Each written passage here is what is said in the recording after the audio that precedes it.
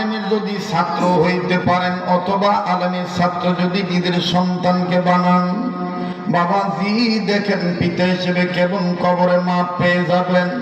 ভাই গো, আমার বন্ধুগণ, জমির উপরে আসমানের নিচে যত বড় বড় তাফসীরের কিতাব আছে, সবচেয়ে বড় তাফসীরের কিতাবের নাম হলো তাফসীরে কাবীর। এই তাফসীরে কাবীরের মুসান্নিফ ইমাম ফখরুদ্দীন রাজি রাহমাতুল্লাহি আলাইহি, তিনি তার তাফসীরের কিতাবের মধ্যে লেখেন, কোরআনুল কারীম যে কত বড় দামি কিতাব, এই কোরআনুল কারীমের উসিলে আল্লাহ যে কত বড় মহান শক্তিশালী আল্লাহ। আল্লাহ গফুর গাফফার, বান্দা যদি হয়ে থাকে গুনাহগার, কোরআনুল কারীমের বরকতে আমার আল্লাহ গফুর গাফফার হয়ে তাদের গুনাহ মাফ করে দেন। আওয়াজ দিয়ে বলেন না সুবহানাল্লাহ।